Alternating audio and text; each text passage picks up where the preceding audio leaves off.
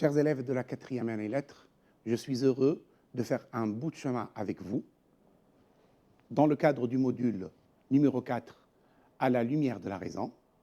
Particulièrement, nous allons travailler sur l'insertion et l'exploitation d'exemples dans le cadre d'un texte argumentatif.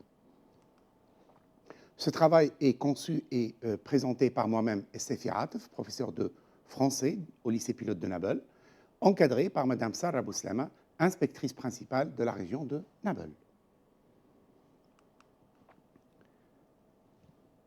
Pourquoi recourir aux exemples dans un texte argumentatif? L'exemple permet d'appuyer un argument et de le tirer au clair, de l'expliquer. Mais aussi, l'exemple est la preuve que ton argument, cher élève, est pertinent et convaincant. Autre question que nous allons poser, quels sont les types d'exemples? L'exemple littéraire, c'est la référence à un livre, un roman notamment, un film, une pièce de théâtre, un tableau. Pourquoi pas? L'on peut également parler d'exemple historique. Il permet de citer un événement historiquement avéré. L'on peut parler d'une guerre, d'une époque historique.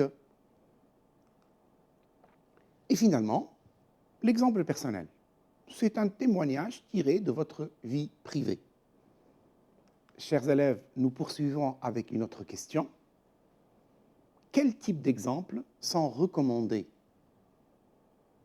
De ces trois types d'exemples, nous recommandons vivement d'utiliser des exemples littéraires et des exemples historiques. Mais pourquoi? Ce sont les exemples qui ont une certaine notoriété, une certaine autorité. Ils sont censés être connus par tout le monde. Quant à l'exemple personnel, il a moins d'autorité.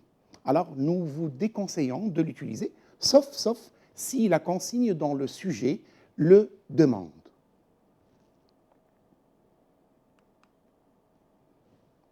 Autre question, comment insérer un exemple?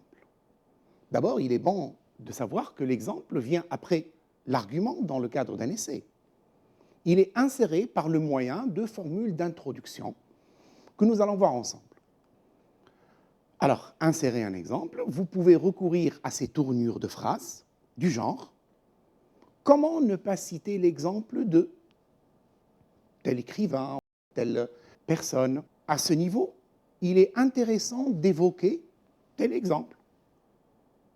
Quoi de plus significatif que le cas de, n'oubliez pas le point d'interrogation, il s'agit d'une fausse question. L'exemple de me paraît pertinent. Nous citerons l'exemple de, et finalement, c'est particulièrement le cas de.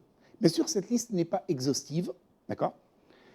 Et on peut trouver d'autres formules d'introduction qui, à mon sens, donnent du relief à notre production.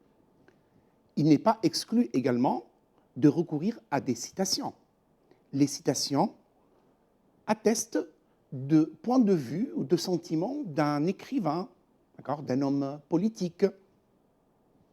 On peut penser à ces formules d'introduction. Comment ne pas penser à la réflexion de, et vous citerez l'auteur. Il suffit de citer à ce propos tel écrivain qui dit, deux points, vos guillemets. N'oubliez pas que vous rapportez directement et fidèlement les propos de tel ou tel écrivain. On citera à cet égard cette réflexion de. C'est dans ce sens que s'inscrit la citation. Quoi de plus explicite que ces propos de toujours, n'oubliez pas le point d'interrogation, ou bien un tel, à son tour, s'exprime sur ce sujet et dit. Alors, chers élèves, il est nécessaire d'appuyer un argument qui est finalement une idée qui reste abstraite. Et il faut lui apporter une preuve concrète, de sa véracité et de sa pertinence. Travaillons maintenant sur quelque chose de pratique, un sujet. Nous partons d'une citation de Paul Vaillant-Couturier, qui dit « L'intelligence défend la paix. L'intelligence a horreur de la guerre. Le recours aux armes est-il toujours déraisonnable ?»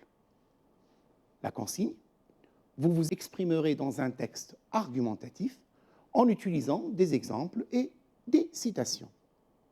Passons à présent à la compréhension du sujet.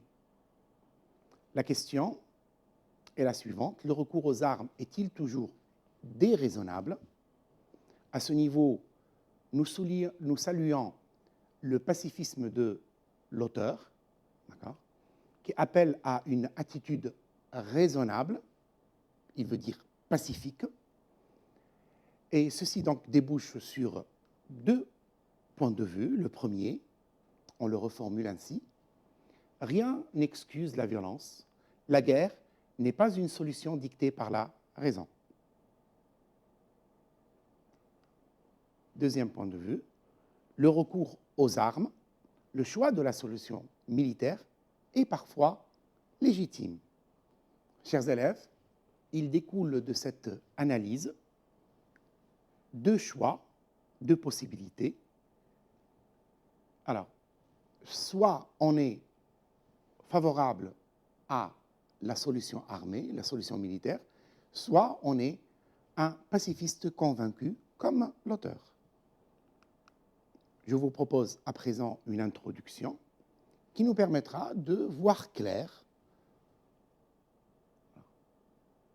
Dans un contexte particulièrement marqué par les conflits armés, il convient de s'interroger sur la légitimité de la solution militaire. Dans ce sens, Paul Vaillant-Couturier se déclare un pacifiste de la première heure et dénonce totalement le recours aux armes. La guerre est-elle toujours un choix déraisonnable? Maintenant, nous allons vous proposer des arguments que nous sommes appelés à justifier, à appuyer et étayer par des exemples et même des citations. Pourquoi pas?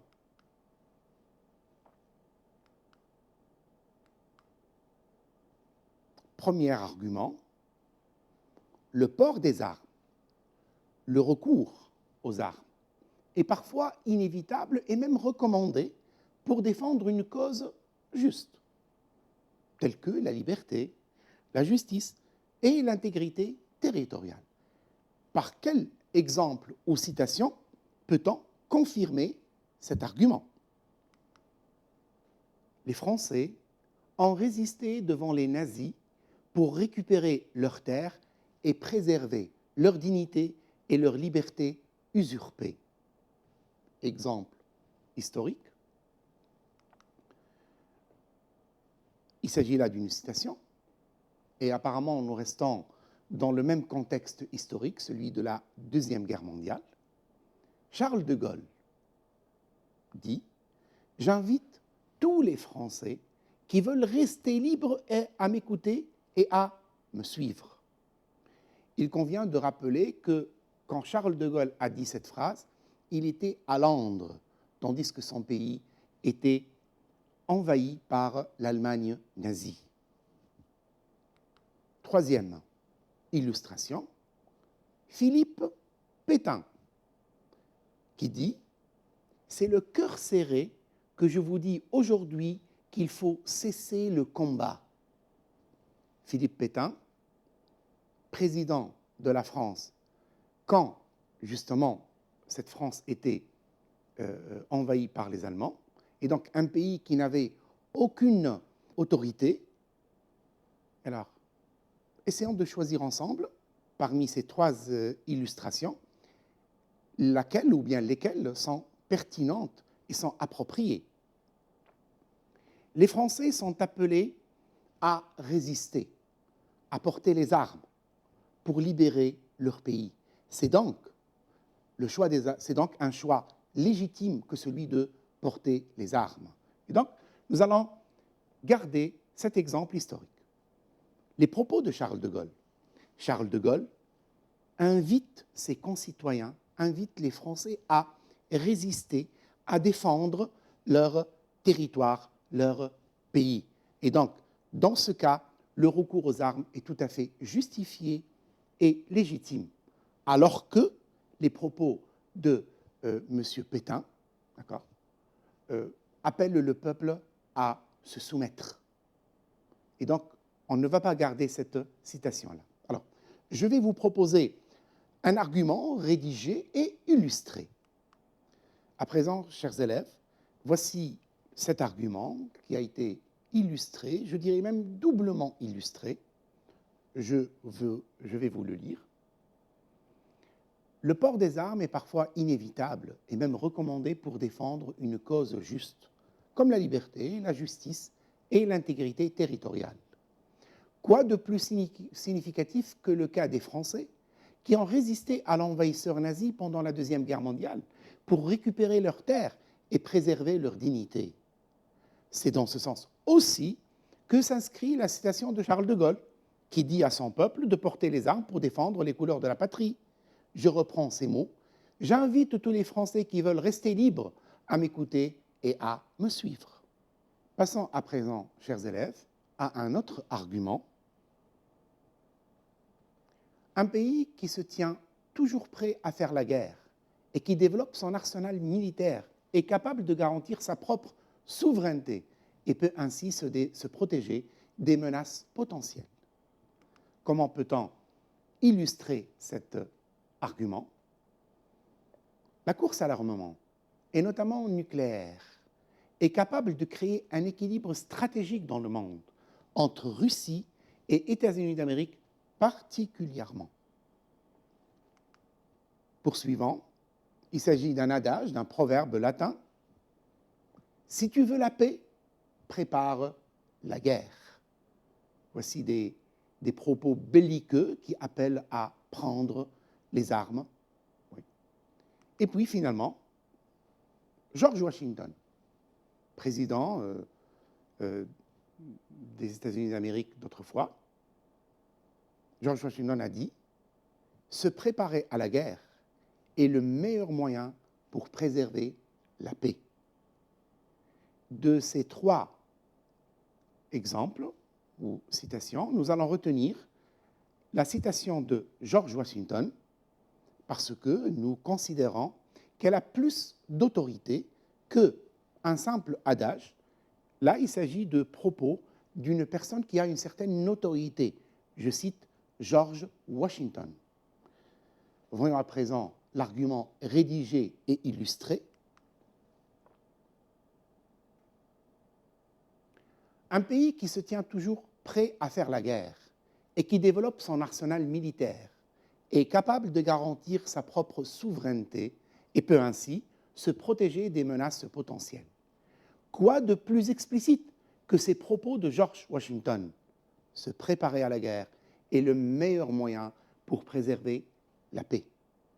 Chers élèves, nous poursuivons et nous allons voir la thèse de M. Vaillant, la thèse pacifiste de M. Vaillant, et les arguments qui peuvent la corroborer. D'abord, la guerre est toujours synonyme de dévastation et de chaos. Elle décime les populations, réduit le pays à néant et constitue de ce fait un facteur rétrograde qui empêche le pays d'aller de l'avant et d'espérer des jours meilleurs. Un premier exemple. Les pays qui ont participé à la Deuxième Guerre mondiale, France, Allemagne, Japon, Russie, ont souffert et ont perdu beaucoup de temps et de ressources pour se reconstruire. Ceci nous rappelle bien ce mot, un facteur rétrograde. La guerre nous retient en arrière, au lieu de nous laisser nous développer. Deuxième exemple, c'est une citation de Fénelon qui dit « La guerre est un mal qui déshonore le genre humain ».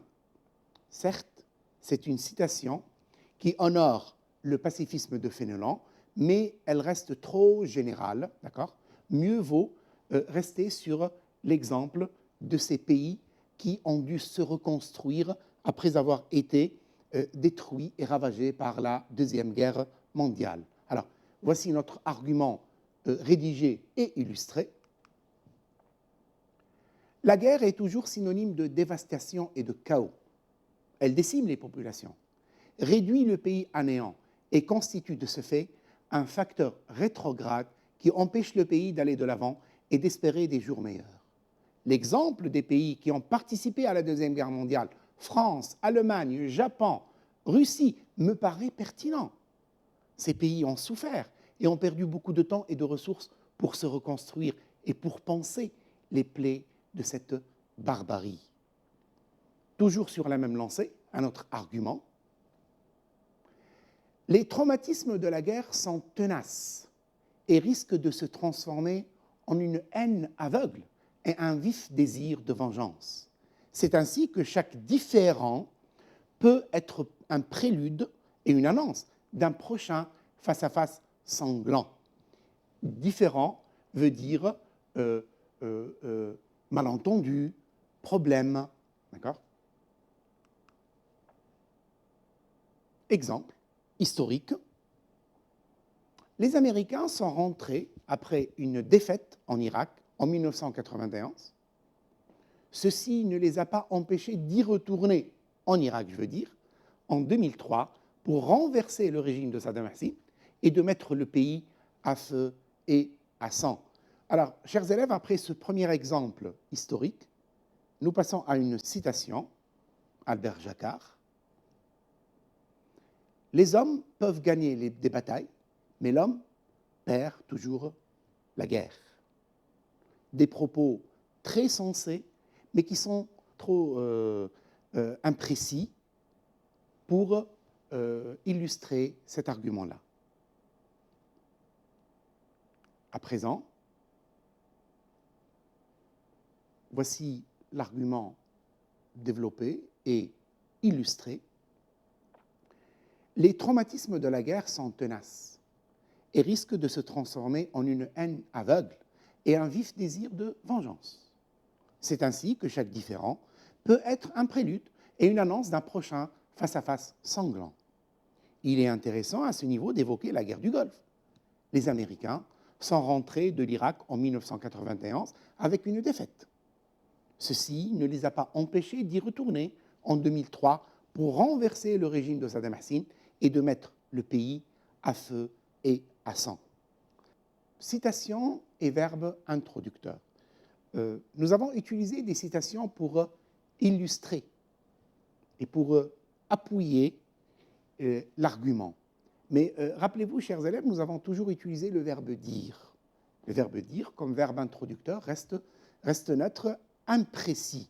Alors, je pense qu'il faudrait se pencher sur le rôle de ces verbes introducteurs. À quoi sert le verbe introducteur ? Le verbe introducteur permet de saisir l'attitude et le sentiment de celui qui s'exprime, de l'auteur de la citation. Nous allons revenir sur les citations que nous avons utilisées et je vous demande tout simplement de choisir entre deux verbes. La citation de Charles de Gaulle. Charles de Gaulle, alors il dit « J'invite tous les Français qui veulent rester libres à m'écouter et à me suivre ». Quelle attitude Charles de Gaulle affiche-t-il ? Est-ce qu'il exhorte et encourage, vivement, je veux dire, ou bien est-ce qu'il implore et supplie ? Je pense que le premier verbe, exhorter, vu la situation et le contexte historique, d'accord, Charles de Gaulle était face à une urgence. Et donc, il voulait que son peuple s'engage dans ce combat, dans cette lutte et dans cette résistance. Alors, on va garder le verbe exhorter. La deuxième citation, celle de Philippe Pétain, qui dit « C'est le cœur serré que je vous dis aujourd'hui qu'il faut cesser le combat ». Philippe Pétain, quand il demande à son peuple de rendre les armes, de baisser les bras, d'accepter d'être envahi par les nazis, est-ce qu'il était en état d'ordonner ? Je ne pense pas. Il implore son peuple, il supplie son peuple. La troisième citation, celle de George Washington, se préparer à la guerre est le meilleur moyen pour préserver la paix. Est-il en train de prier? Je ne pense pas. Il est en train d'expliquer. Et puis, finalement, alors, Fénélan, qui dit « la guerre est un mal qui déshonore le genre humain ». On pourrait utiliser le verbe affirmer pour dire que c'est une simple déclaration. Mais Fénélan ici affiche un sentiment. Il est indigné par le recours systématique à la guerre et à la violence. Et donc, on va garder le verbe s'indigner. Alors, nous avons remis ces verbes ou mis ces verbes à leur place. Charles de Gaulle exhorte et appelle les Français à la résistance. Philippe Pétain implore les Français de rendre les armes. Il n'est pas dans une position de force. Et George Washington explique. Et finalement, Fénélan s'indigne. Il a un sentiment d'indignation face à cette guerre. Alors, chers élèves, si nous travaillons sur ces verbes introducteurs, c'est pour éviter justement l'emploi du verbe dire, jugé général et neutre. Ces verbes nous indiquent le sentiment et l'opinion de l'auteur de la citation. Alors, comme aboutissement à notre travail, c'est une production intégrale que je vous propose.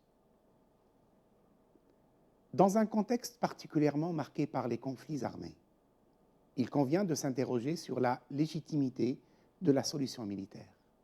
Dans ce sens, Paul Vaillant-Couturier se déclare un pacifiste de la première heure et dénonce totalement le recours aux armes. La guerre est-elle toujours un choix déraisonnable? De prime abord, le port des armes est parfois inévitable et même recommandé pour défendre une cause juste, comme la liberté, la justice et l'intégrité territoriale. Quoi de plus significatif que le cas des Français qui ont résisté à l'envahisseur nazi pendant la Deuxième Guerre mondiale pour récupérer leur terre et préserver leur dignité. C'est dans ce sens aussi que s'inscrit la citation de Charles de Gaulle qui exhorte son peuple à porter les armes pour défendre les couleurs de la patrie. J'invite tous les Français qui veulent rester libres à m'écouter et à me suivre. Par ailleurs, un pays qui se tient toujours prêt à faire la guerre et qui développe son arsenal militaire est capable de garantir sa propre souveraineté et peut ainsi se protéger des menaces potentielles. Quoi de plus explicite que ces propos de George Washington qui expliquent se préparer à la guerre est le meilleur moyen pour préserver la paix. Il est certes vrai qu'on peut trouver des justifications à la guerre. Cependant, ces répercussions sont lourdes et dramatiques. D'abord, la guerre est toujours synonyme de dévastation et de chaos. Elle décime les populations, réduit le pays à néant et constitue de ce fait un facteur rétrograde qui empêche le pays d'aller de l'avant et d'espérer des jours meilleurs. L'exemple des pays qui ont participé à la Deuxième Guerre mondiale, à la Deuxième Guerre, France, Allemagne, Japon, Russie, me paraît pertinent. Ces pays ont souffert et ont perdu beaucoup de temps et de ressources pour se reconstruire et pour panser les plaies de cette barbarie. D'un autre côté, les traumatismes de la guerre sont tenaces et risquent de se transformer en une haine aveugle et un vif désir de vengeance. C'est ainsi que chaque différend peut être un prélude et une annonce d'un prochain face-à-face sanglant. Il est intéressant à ce niveau d'évoquer la guerre du Golfe. Les Américains sont rentrés de l'Irak en 1991 avec une défaite. Ceci ne les a pas empêchés d'y retourner en 2003 pour renverser le régime de Saddam Hussein et de mettre le pays à feu et à sang. En guise de conclusion, choisir l'option militaire peut s'avérer légitime dans certains cas. Néanmoins, les plaies de la guerre sont terribles. Il est nécessaire par conséquent que la diplomatie intervienne pour calmer les ardeurs et les tensions dans le monde pour qu'un simple différend ne se transforme pas en massacre. Alors, chers élèves, nous arrivons au terme de cette séance que nous espérons profitable pour vous. Alors, gardez bon espoir pour l'examen et bon vent.